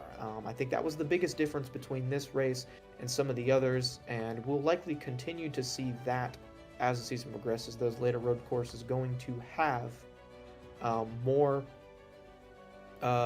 laps, which means less fuel strategy, but more tire strategy. Let's go ahead and interview Clint Alterman, 4th place in the race, and your top alumni finisher. Clint, how did you feel about that race? That was pretty fun. I'm sad I lost out on P3 there, literally at the death. The tire difference was kind of crazy.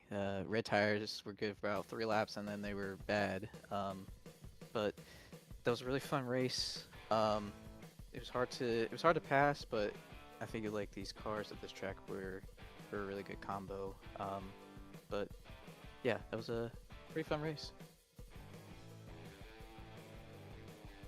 And that last lap battle there, what was kind of going through your mind while you're trying to maybe throw a block or get a run, or, you know, once Burton got past you, do you think you had an opportunity to get him back? No, I once he got past me, that I knew it was pretty much over at that point. I made a mistake. Well, I miscalculated. I should have forced him to the inside through 130R. That I don't know what I was thinking, defending the inside. That was a bad idea on my part. It was just hard to get. I had a little bit of push to pass. I had like 6 seconds to use down the backstretch, and it wasn't enough. I was really struggling with rear grip on my reds, so I couldn't put the power down super hard out of spoon. So I knew, like, once he got by me, I knew it was kind of over. And I also didn't really want to. I didn't want to force anything. Like, I wanted P3, but this was a really good points day for me. Fiore had an incident, Jake had an incident, Ryan's missing the race. Some of those guys I'm battling all got little to no points. So, you know, I didn't want to throw anything away or get some stupid penalty for one more spot. I mean, we had a gap behind us, but you know, it could have like I think if at that point it could have been if something was my fault, it could have been like a 30-second penalty and lose another spot. So yeah, I wanted P3, but you know, with all that other stuff going on, the points were kind of on my mind there, and I wanted to just protect at least a P4 and the alumni win. So yeah, I wish I could have held on there. Lap traffic kind of held me up, I think, just enough for Wyatt to get to me. But yeah, that's kind of how I was thinking. I knew once he got by me into 130R, I didn't really have a shot after that. Well, thanks for putting on a show for us. Connor, do you have anything for him? Nothing much. I'm just really impressed with some of the drive late race that both you and Burton had. You guys were giving it everything you had, and it was clearly on display for us. Alrighty. Is there anybody you want to shout out? Anybody you want to, give a call out to? Yeah, shout out Orange Drew Racing. Drew had a super good race going on. I was really impressed. Got himself up to 5th. He's not really, I think he would say he's not really a road guy, but he's been, you know, he's been getting some good results on the road lately. So it's nice to see him get to 5th. But I think he had an incident there late. I know Nick also got up there. So most of the guys I think kept it fairly clean. So yeah, shout out to them as always. And then shout out to y'all for putting the race on today. All right. Well, thank you, Clint. Thanks for coming up here and giving us an interview. And great run out there today. And we wish you the best next week at Texas. All right. Thank you, guys. And next, let's bring in Wyatt Burton, the driver that he battled there at the end. Wyatt Burton, we're talking to you again. Congratulations again for last week's Indianapolis win. And you follow it up with a P3 here. Completely different type of track. Do you feel like you've got some momentum rolling? I do. I tell you what, I didn't feel great in practice, but towards the end of the race, it started coming around, and I usually struggle in long runs, kind of burn my tires off, but the second and third stint on the blacks, I was really surprised. I was doing a good job keeping my tires underneath me, and I was able to close the gap to Clint. It was a great race with him. It was fun overall. It seemed like you were able to have just a little bit left there at the end. Connor, you got anything for him? I noticed you kind of had a different tire strategy to Clint and some of the other leaders going. You took the red tires at the beginning. Was that like something intentional that you did to try to do something different? Or was that just you picked something and it kind of went the way it went? Yeah, I wanted to get rid of the reds as soon as I could. I think I only went 11 laps, I think. I want to say I put it on lap 11. But yeah, I think if I had to run reds like Clint did on his last stint, I don't think I would have been able to get close to him. Alrighty, well, congratulations again on P3. Should move you up a bit in the overall point standings. Is there anybody you want to shout out? Anybody you want to recognize? I know my mom and dad are watching, grandparents as well, so thank you to them as always. And then shout out to Ricky for inviting me to Vortex Motorsports this week. It was my first race with them. I was happy to get a podium. Alrighty, well, thanks for joining us up here in the booth, and good luck next week at Texas and throughout the rest of the season. Hopefully we'll be talking to you again soon. Alright, thanks guys.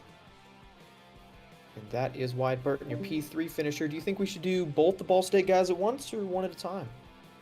Let's do them both, kid, if we can. I think Alright, let's so. bring them in. I And down in the booth, we've got our top two. I think interrupted a little bit of a conversation there, but Muhammad Alif and Cale Davidson, congrats again on a 1-2. How much of this race was a team effort between the two of you guys?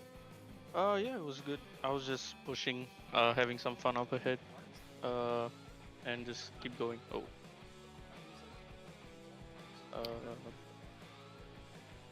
Yeah. So yeah, it was pretty fun. Just trying to go for the fastest lap at the end. Yeah, with the full push to pass, trying to get into the 39s, but yeah, just missed out. But yeah, it was good fun. Congratulations again on another pretty dominant win. Did your strategy change at all once you actually got out on track, or did you kind of come in pretty much knowing what you were going to do? I mean, the initial plan was just to push all the way, but I saved like an extra lap of fuel just so that I could spend a little less time on the alternates right at the end. So that was the probably the only change I had. But yeah, that was we were having a lot of discussions on how we should do this race, and yeah, the way we went was probably the best scenario. Awesome. Connor, got anything for him? No, it's just impressive to watch. You checked out and just had your own fun, had your own race going. Appreciate it. Yep. And we'll see if we can get Kale here in a second. But for now, Alif, is there anybody you want to shout out? Anybody you want to thank? Yeah, I think Kale's already in here, but yeah, shout out to my parents. Shout out to the whole Ball State team. I know a bunch of us got taken out, which wasn't in our control. But yeah, we'll try to come back stronger the next round. So, and yeah, you guys for covering the race as well. Alrighty, thank you. And that is your winner of the Suzuka Grand Prix, R. Muhammad Alif. Let's now talk to his teammate who rounded out the top two, finishing second, your point leader, Kale Davidson. Kale, did you think you could have done anything differently to maybe get a little bit closer to Alif there? If we're being honest, no. The only thing I would have done differently is probably told one of my teammates to wreck a leaf, and that's not what I'm about to say.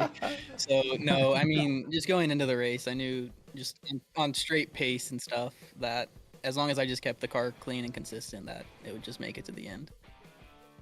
Well, both of you guys ran a pretty fantastic race. Seems like you guys had a lot figured out about the tires and the fuel. We noticed that the reds seemed to wear out really quickly. How different did the car handle on old alternate tires versus new alternate tires? Yeah, so new alts, honestly, on just the first push lap, they're fast. So even on qualifying, when it's just brand new tires, you're doing one lap and then you pit in and it's one lap, so you can just get the most out of those primes. But then when going into the race, that's kind of why we were fuel saving, because we knew that we would be on the primes at the end, and we knew that if we can shorten the amount of time that we have to spend on those primes, that just all in all the primes would feel, or not the primes, alts. I've been saying the wrong one. The alts would feel better at the end, just doing less laps on them. They don't wear out as fast. And we got lucky because we did a lot of practice on like 125, like 120 degree track temps. And then when we get into this race, it's like 110. So the amount of wear that the tires were getting was way less. It was a lot easier to drive the car throughout a stint, and the fall off wasn't as bad as we practiced, but it was still definitely there. Awesome. Well, thanks for letting us know. Connor, you got anything for him? I don't think I have anything. Alrighty. Well, once again, congratulations on a great run. P2 for Kale Davidson. Is there anybody you want to shout out or thank while you're up here in the booth? Yeah, definitely want to shout out all my teammates for all the work we put in. This track's not necessarily the easiest track, so it gets some of the good people. So the fact that we still went out there, put on a good show, and we had some good pace out there. Really proud of the teammates for that. And then shout out to Dan and BK, our esports directors, for making this possible. And then shout out my mom, my dad, Sylvia, then my grandma and grandpa.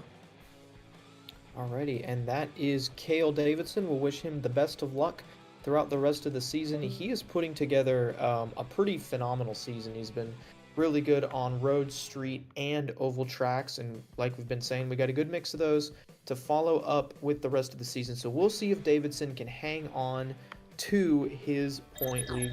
We'll take a little bit of a look here at the future schedule. We've got Texas coming up next week, which is an oval. After that, we go to our second street circuit at the Circuit Giles Villeneuve. And then Road Atlanta for our next road course after this one, which I think is going to drive just a little bit similar to Suzuka, another very technical track, and another track with a couple long straightaways and a couple fast corners. Iowa is our next special event. It's going to be a doubleheader, so two nearly full-length races back-to-back Wednesday night.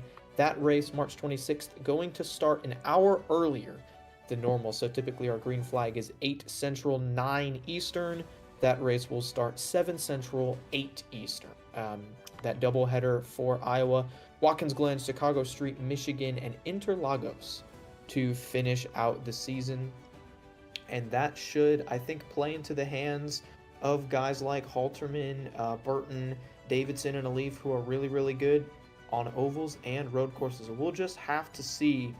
But overall, I think pretty good race at Suzuka. We saw strategy come into play. We saw avoiding incidents as crucial as ever. It was crucial at Long Beach.